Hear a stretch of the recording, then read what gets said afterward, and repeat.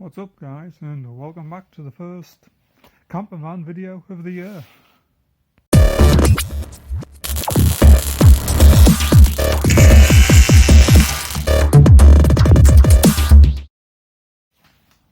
Well, apparently it's the next day. It's not actually too bad, so yeah, I'm going to get straight into it here. Now, first thing I'm going to do is I'm going to address this on the inside. It's a bit of an odd piece of damage. I mean, it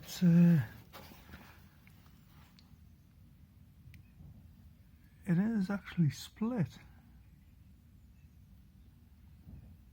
Very strange.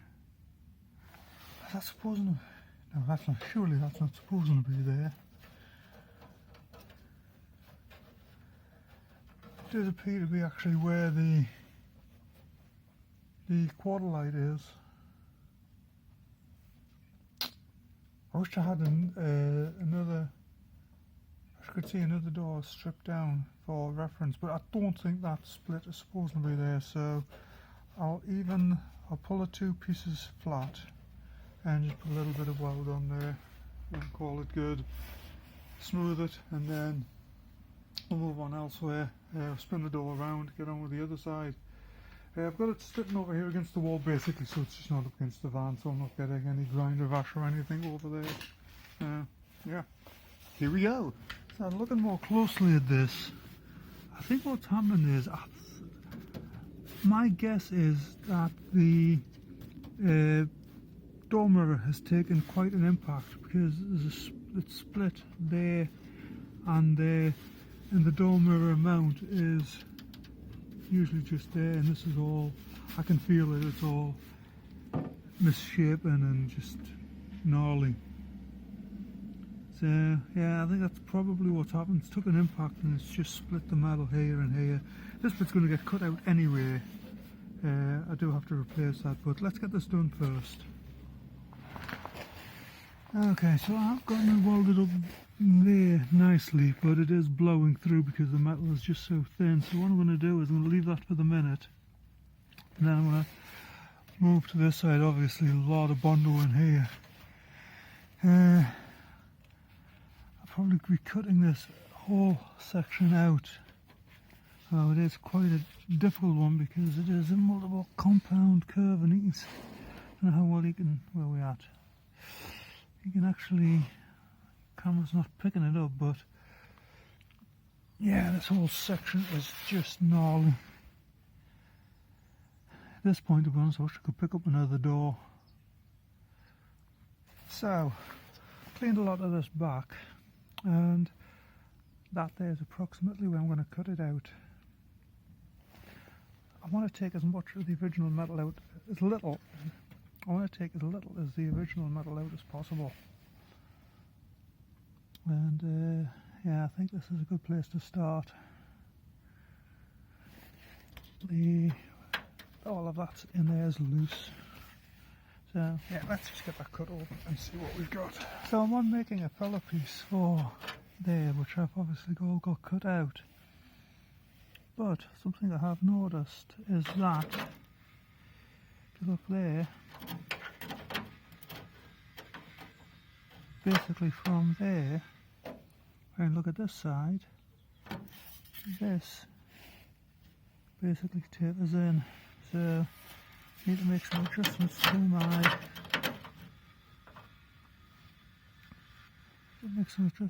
my line where I'm going to make the bend. Now, as you can see, I've actually ended up cutting more out, and got a couple of tacks on here. This is the mirror mount. Also, I split this along the seam there. I think it's just going to be easier to curve this piece, weld it along, then I can grind this contour into the weld. I think it'll just be a better job, but I just got it all roughly tacked into place there at the moment, just to get an overall feel for it. And it's not bad. It's not bad. It's nice and solid. Got a couple of tacks along under there as well. I'm going to weld that all solid, just to make everything nicely, just tie it all in. But yeah, it's coming together. Oh, there we go. It's just sat in place at the moment because I need to clean it all up on the inside, but it'll sit in there nicely. Weld along there, weld all the way around, grind it off, job done. Well, moving along slowly there. Yeah, it's blowing through in a few places, but I'll come back and fill those later. And yeah, all in all, it's not bad. Anyway, let's get back to it. Well, obviously I've got the door laying on its back now. I've been doing up there. Got that filled kinda. It's a bit ugly, I know it is, but that's okay. Basically what I did was I just roughly filled around where I needed to. I had the actual mirror mount screwed in, and then I just screwed it out through the Bondo, so it's looking a bit hideous at the moment, but I'm good with that. Most of that has to come off. Meanwhile, I've been sanding down the door. I've worked my way to this corner. Now, this corner here, this is one of the areas that has been patched, but when I really got into it, it was a bit of a ugly duckling. So what I've done is I've cut the end of the patch back off, and I'm now on actually building it back up again. So I am actually packing up for tonight now. As usual, it's getting a little bit dark. It's just after 3, and again, it looks bright on the camera, but it actually isn't. It's you know. So that'll be it for tonight, and I will come back to this tomorrow.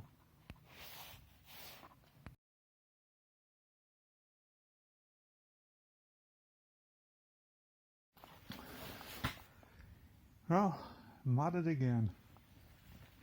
And yes, it is raining. Not a lot though, it'll be fine. Anyway, we're going to get back on with this. I'm going to finish welding this up this bit this morning. Get some Bondo on there, and then move up here. While that's drying, I'll start working on up there. So yeah, as they say, let's get on with it. Yeah, that's right, I broke out the little heater. Patio heaters are really good actually for anything like this. Anyway, gotten all this sanded again. What I'm going to do now is I'm going to just hit it with a coat of red oxide, let that dry, and it'll give me a better idea of any high or low spots. I'll be able to see all the imperfections. I know there are some because I can feel them, but cover all of this patchwork, and yeah, it just helps you see things better. So yeah. I've primed it, just red oxide basically. Then I've sanded it back and identified all the little low spots and any just little imperfections, and I've used just a basic finishing putty. So while that's drying, I'm going to head off and spin the door around and do that bottom end, and basically rinse and repeat. So I'll be down to there, then over to there, back to here, and I'll just keep going around the door until I'm happy with how it looks. And yeah, exciting stuff. Wow, we have got this top end now really nice. There's one little just there, that's the only little tiny indentation there that I need to sand out, but other than that, that's actually a bump there, I mean, sand out. But obviously we're working our way around here.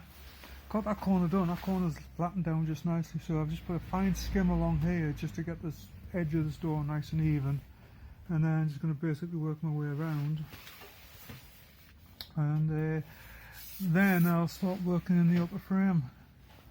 Well, there we go. We are basically at the point now where I'm going to wash the door down, and then it'll just have to sit and dry. Do have some heat on to keep it, to warm it up a bit, but It's probably going to be tomorrow now before I actually get any high build on this. It is getting a little bit late in the day, and by the time this is dry, we're going to be into that time of night where it's just getting a little bit dark, you know, and temperatures are going to be going down. So yeah, what I'm going to do is I'm going to clean all this up around here, and then I will give this a good wash down, and yeah, we will get back to it tomorrow. Well, it's morning. I've hit this with panel wipe. I've tacked it down. I've just got to move the heater, and then we can get some high build on it. So yeah, forecast is a little bit of wind later, a little bit of rain, so I'm going to crack on and get this done as quickly as I can. There's the first stage. So this has basically got to be left to dry now and harden. I recommend 10 to 12 hours before wet sanding, so obviously it ain't going to go anywhere. But yeah, it's just looking good. I'm not seeing any obvious defects. There's a little bit of sanding I need to do in there that I've just noticed that I've missed, but again, that's part of the process, you know. I'm not actually working in an ideal situation here, so this is one of the reasons why it's often more work when you're doing it like this, because you know you've got to go along and fix things that if you were working in a proper spray booth you wouldn't have to. So it is what it is. Anyway, I'm going to put this to one side, and yeah, might as well go and have a cup of coffee. Just going to leave this sitting like this for the rest of the day basically. There's not a lot else I can do on the van. This is kind of one of those one-shot deals. Again, this is where having access to a workshop really comes in, because I could be on actually doing other things, where right now I'm kind of stuck on this. That's what does eat up the time basically. So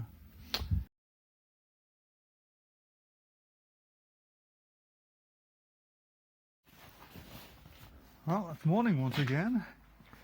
This is that overnight to dry, and it's dried really nicely. So yeah, let's get some 600 wet and dry, and get to do a bit sanding. Okay, so we've had one complete sanding there. I actually switched from 600 to 320,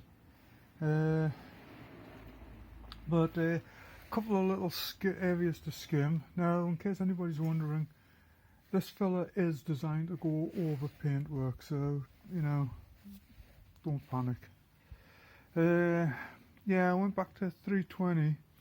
There's a couple of areas there. I need to get around this door handle more. This door handle indent, a little bit up on the corner there. But yeah, basically I'm just trying to get this panel nice and flat. There's an area there that I need to address shortly, but what I want to do is I want to get these bits here dry. Obviously I'm going to put some heat on, get some warmth in the panel, but I want to get these dry and sanded, and then I'll address this bit here, and by the end of the day I should have a lovely smooth door. That's the plan. Let's see how well it plays out. Well, there we have it. Yeah, I know it looks like I've taken most of the paint back off, but I just want to get this to look as good as possible. So it's these areas with the filler, they've got little dents in them, and I've tried my utmost to get them out, but I've gotten to as good as I can. So in all, the filler on there is probably maybe 1/8 of an inch. It's so it's not a lot on there. Anyway, I'm going to get some heat on this and get it dry, and then hopefully I should be able to get another coat of high build on it, and this time that should be the final high build. It'll then be ready just to give it another fine sanding just to make sure everything's perfect, and then we will epoxy it. Well, here we have one coat. And let this flash off for about 15 minutes. Obviously got some heat on it just to help it along, and we'll give it a second coat and then we'll call it good for today. Leave it overnight, get out here again with a 600 grit first thing in the morning, flatten it off, and she should be ready for high build. She should be ready for epoxy. Oh, for a heated workshop.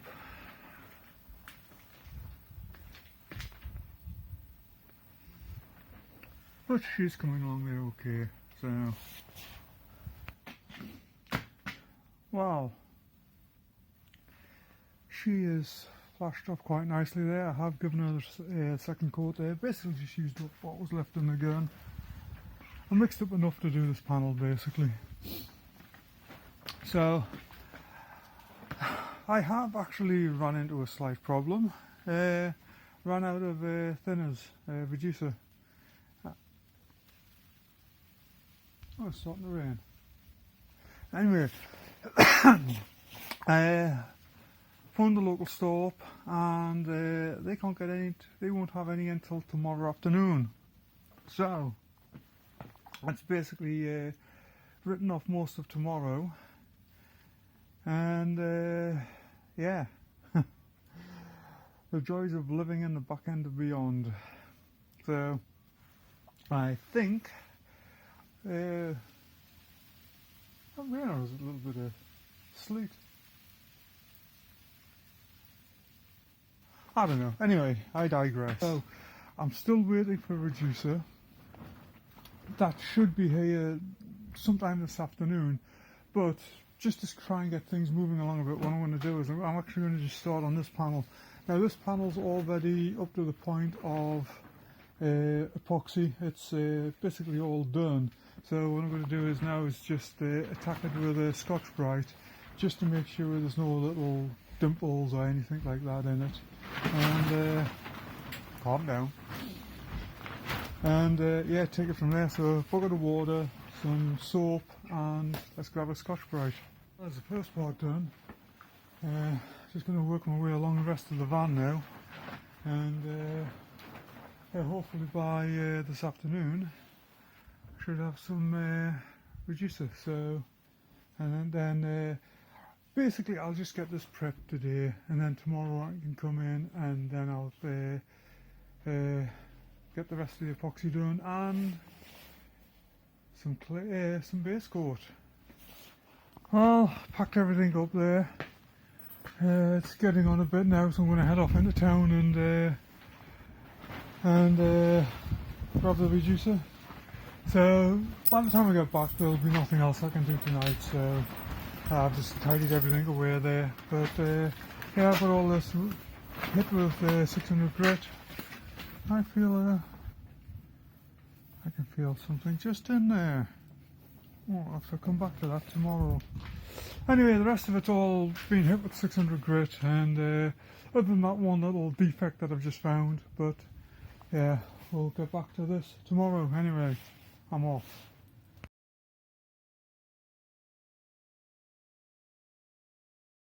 Well, we were getting close to actually getting the white primer around the door frame there, but we had a couple of gusts of wind there. I went in for a cup of coffee, and one of the roof pieces came down and it just put a nice deep little gouge in the paintwork there. So I'm on just sanding this back. I'm going to put like a little bit of stopper in there which will fill the gap, and then I'm just going to have to reprime all of this. Also down here as well, it tweaked down there as well. So, oh, the joys. Yeah. So I am working my way around here at the moment. Gone down, flattening everything again. 600 grit. Now I'm just got the heater on, waiting for drying. Did actually have a bit of an issue in here. I'm not entirely sure what had happened. I think the day that I painted this, it started raining, and I think what's happened is water's come along this gutter, it's just been dripping down, and I noticed it the other day, and so I went back and I've taken it all the way back down again. I've got the wire wheel in there. Everything on either side of it is actually, the paint's fine, it's just right down the actual seam itself, so I am going to do that again. I have reflattened this front panel, taking it back again. A couple of little dents in it that I'd noticed that I'd missed, so I was like, you know what, let's just fill them and let's just do it again. So this is all going to be redone with the white epoxy primer anyway, so just to sort of put it into perspective what I am doing at this point. I'm doing white from the swage line there up to the roof. I'm doing white epoxy. Then from the swage line down, I'm doing the grey epoxy. And the blue that I've got, I think it's, I'm not sure where I've put it. I think it's in the house. I think I took it in earlier to warm it up. Anyway, the blue sits nicely over this grey. I do know that.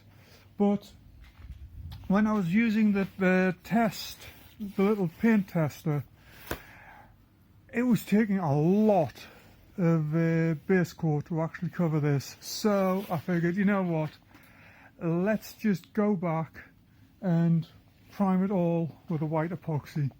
And because the epoxy is considerably less expensive than the actual white primer, the white base.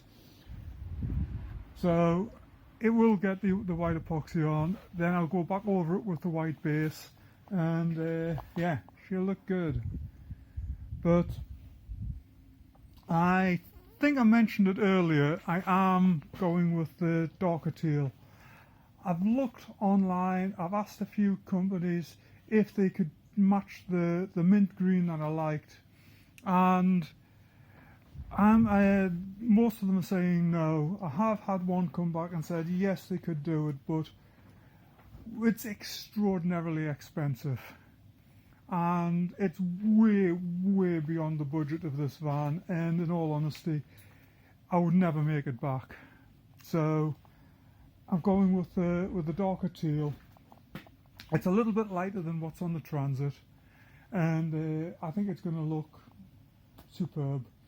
And but to be honest, in all honesty, if I were keeping this van,